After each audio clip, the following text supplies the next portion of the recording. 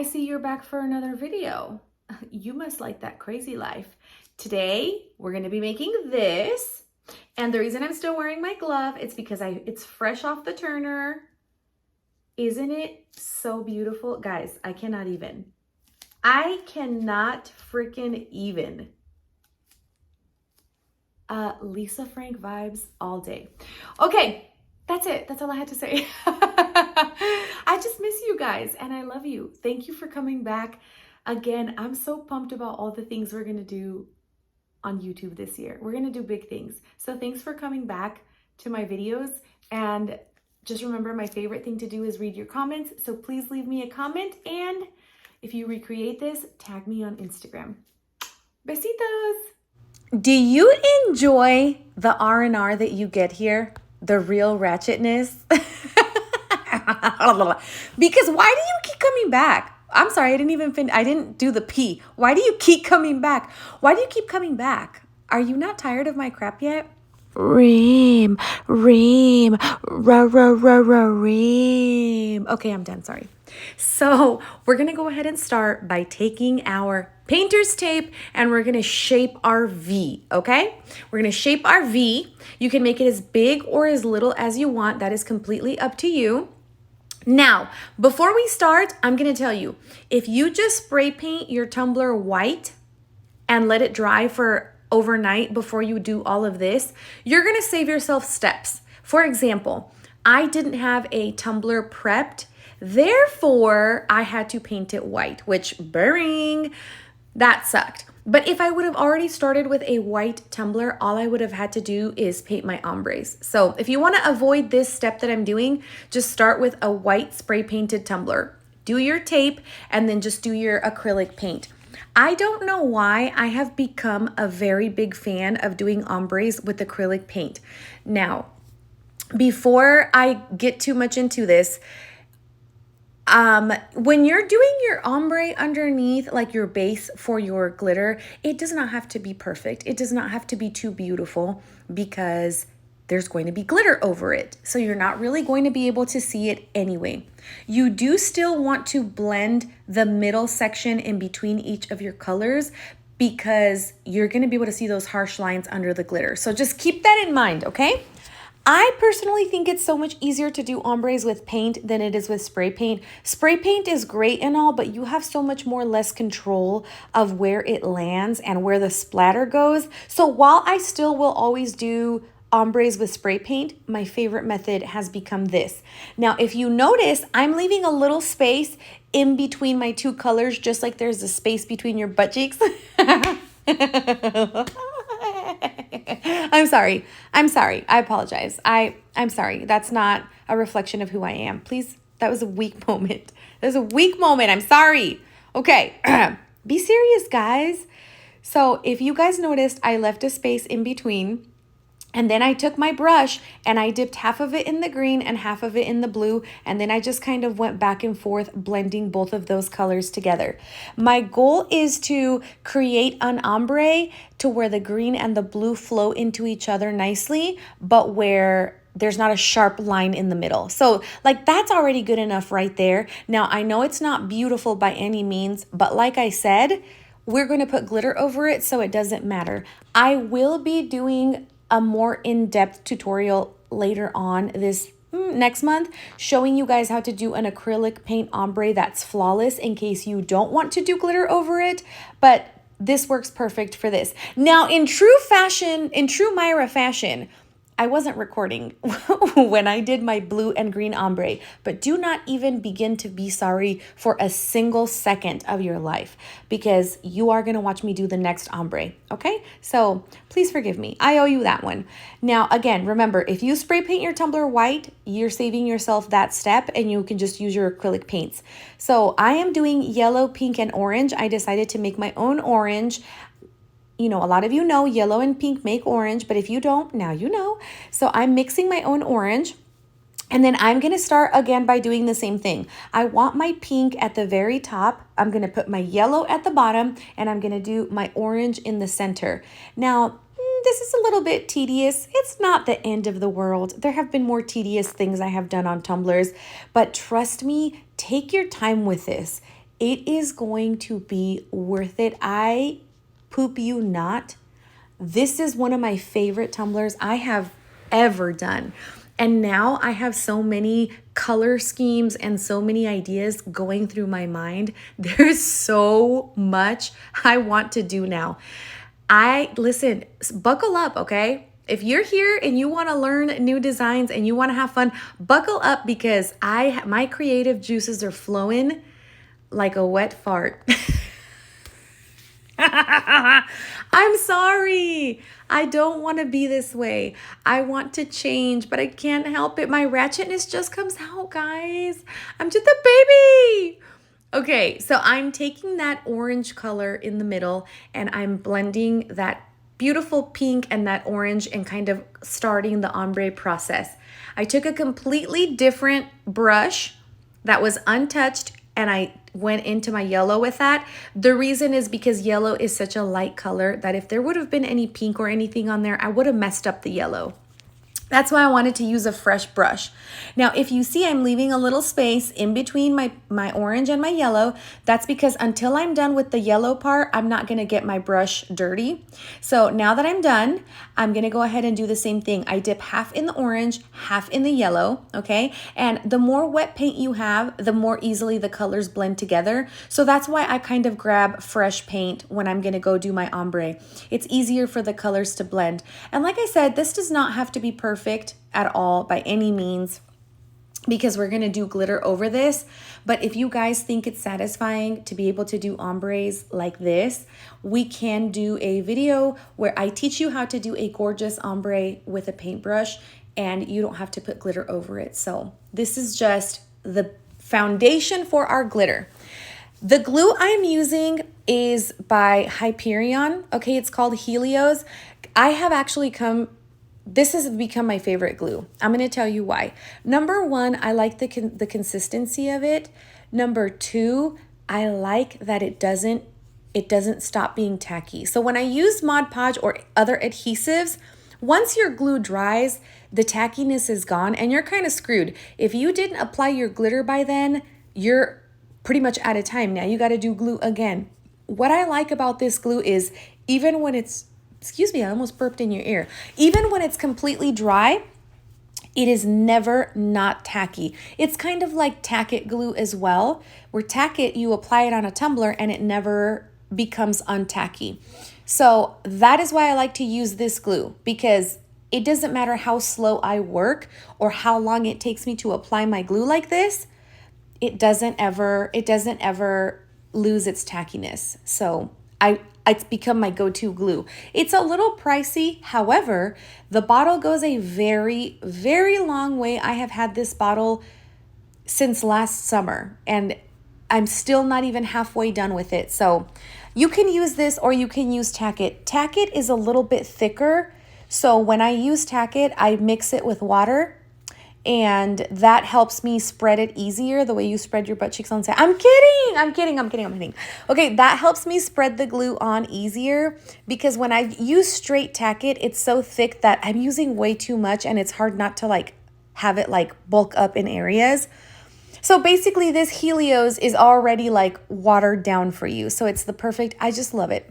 But if you don't want to get Helios, then just use Tack-It glue and mix it with water, 50-50 ratio. Because if you use Mod Podge, you're going to run out of time. It's going to dry before you can apply your glitter. So as you can see, I'm even showing you guys in real time my application of glue. But now I'm going to move past this part and we're going to go ahead and go over to our ombre part. I just wanted to show you guys, I worked super slow when I was doing this and my glue never lost the tackiness. How freaking beautiful do these glitters look look how bright they are. This one in my hand is called Jolly. I want to bathe in this glitter. It's brighter than my freaking future. So I did my bottom first and then notice how I'm just doing a tiny little bit. And when I let it cascade, notice how I tilt my tumbler at a 45-degree angle and then I very gently drizzle. But I have my cup raised about 6 inches above my cup. You can't really tell the distance here, but The higher up you put your cup with glitter and the more gently you drizzle, the more naturally it cascades down. And that's what you want. You want it to cascade naturally so that they blend into the perfect ombre. Now, I did my pink and my yellow first. And then if you notice, when I go in with my orange, I'm just doing the very center of the orange section because the rest of it, I want to cascade into the pink and I want to cascade into the yellow. That is what's going to give you that perfect ombre where your colors are perfectly blended together. Okay, you want to do just the center of the orange and then the edges, the space between the yellow and the orange and the space between the pink and the orange, you want to cascade. And just, you can go back and forth, okay? You can kind of sprinkle some orange, go back, sprinkle some yellow. You can kind of go back and forth until you feel like you've got that perfect blend of both of your colors in the center. And sprinkle gently, okay? The more gently you let that glitter fall, the more it's going to blend naturally and you're not going to have those harsh lines. And this is another reason why I enjoy working with Helios, because it gives me enough time to really get my ombre the way I want it and I don't have to rush. I did, what's it called? I did contaminate my glitter a little bit on my paper. Please don't come for me. I'm a very sensitive angel baby and I will cry if you leave me a mean comment. But I do want you to know that I don't waste glitter. I'm not a wasteful person. I have a section of my craft room where I keep the glitters that I mix because sometimes they mix into beautiful colors and I use them for keychains or for the bottom of my tumblers, etc., etc. Okay, so here I am getting ready to do my leopard spots, okay? Now, something that I didn't show you, but I'm going to tell you, is I sealed my glitter before coming in to do my leopard spots, okay? So when I was done with my ombres, I went outside and I sprayed it 3 times. Of course, I let each coat fully dry in between, but I did let them dry very thoroughly before I came in with my leopard spots. The reason I like to do this is just because I don't want to contaminate my glitters. I want to keep the colors perfectly separate. So I just wanted to make sure that my beautiful ombres were completely sealed and I wasn't going to mess them up. And once my sealer was completely 1000% dry, that's when I came in and I started to do my leopard spots. Now, I am not using Helios, okay? Guys, this is super important. Please listen to this tip that I'm about to tell you. Do not use a glue like Helios or Tack It for your leopard spots. Use Mod Podge. I'm going to tell you why. You want these to dry as fast as possible because when you move on to do the rest of your spots and when you move on to do the little outside curves of your leopard spots, you don't want that glue to still be wet because then your colors are going to contaminate. For example, if I were to use Helios for my orange spots and then I come back 5 minutes later to do the outline of the orange spots, if that Helios I used isn't dry, my other colors are going to stick to those orange spots. So make sure you use Mod Podge for your leopard spots so that your glue can dry fast, okay? Super, super important tip. Another tip that I'm going to give you, and guys, this is so, so, so important. When I made my very first leopard spot back in 2020, I did not put paint in my glue. And let me tell you something right now, that made a huge difference in how my leopard spots looked because glitter is a little bit translucent and it picks up the colors underneath and it absolutely messed my cup up. So make sure you put a little bit of acrylic paint in your Mod Podge to match the glitter that you're using, and that's what's going to give you that super vibrancy. If you were to just add the green glitter with transparent glue, you wouldn't get that bright green, bright yellow, etc., etc. A lot of you guys already know that, but for any of you who are new to my channel, for any of you who are new to tumbler making, I really want you to be able to leave my videos and understand what you're doing and why you're doing it, right? So I'm telling you to put paint in your glue, but I'm explaining why you need to. So I did that for every single one of my spots, and I'm freaking obsessed with this cup. Like, I love Lisa Frank. I love Disney. I love all things bright. I love rainbows. I love neons, pastels, you name it. I am a very colorful person. I love color. And so I knew that for these spots, I didn't want to do black on the outline of my leopard spots. Normally, I would do the little outlines black, but no. I wanted bright, bright, bright, bright colors, and I'm very happy. I'm very happy with the way that it looks. I hope that you guys love it as much as I do. This cup seriously reminds me of everything Lisa Frank. Listen, I'm gonna tell you guys something, and I'm gonna tell you because my mom doesn't have a YouTube, so I know she's not gonna watch this. Also, she doesn't speak English, so she wouldn't be able to understand that I'm talking shit anyway. Sorry, Mom, love you. But when I was younger, I knew that I had my dad wrapped around my tiny little manipulative finger. And so I knew that all I had to do was bat my eyelashes at my dad, and I knew he was gonna buy me whatever I wanted. Hold on, where did I go? Let me fix this video. Hold up, be right back. Okay, I fixed it. Before I go into the story, let me make sure you understand what I'm doing. I took a much skinnier paintbrush with a very flat edge, and I am just doing little lines on the outside of leopard spots. Guys, don't overthink your leopard spots. They're not supposed to be perfect. They're not all supposed to look the same. And I promise you, you will have a beautiful outcome. Just make sure that your outer lines that you're doing are thin, and you'll be okay. And just do different colors for each. As you can see, I'm making sure that each one of my leopard spots is super in contrast to the color underneath it. So just mix up your colors however you want. So when I was younger, I had to have everything Lisa Frank. My pencil sharpener, my folders, my binders, my color pencil holder, my lunchbox, I mean, you name it. Everything around me needed to be Lisa Frank. Even to this day, I have a Lisa Frank Loungefly backpack. I've made myself Lisa Frank tumblers. I've got a whole book of Lisa Frank stickers. I'm just a Lisa Frank gal because, I mean, who doesn't love Lisa Frank? It's all the bright colors. But I remember I batted my eyelashes at my dad, and I said, I really want a folder that this girl at my school has. And guess what my dad did? My dad took me to Walmart and bought me $200 worth of Lisa Frank stuff. Boy, my mom yelled at him so much, but I didn't care. I had my Lisa Frank stuff. You're probably wondering how I got to this step where we have our epoxy. So once I was done with my leopard spots and I brushed off all the excess, I sealed my leopard spots 3 times with a clear sealer, and once it dried, I applied 2 coats of epoxy, 30 mLs each time.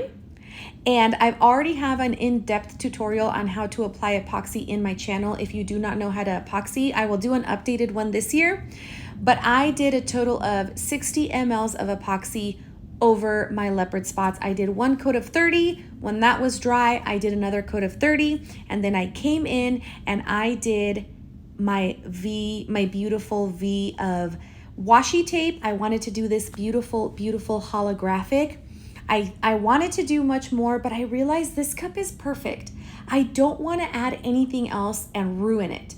I'm obsessed with the way it looks just as it is right now. So once I was done applying my V-split, see, I'm a perfectionist. I have to keep going back and forth.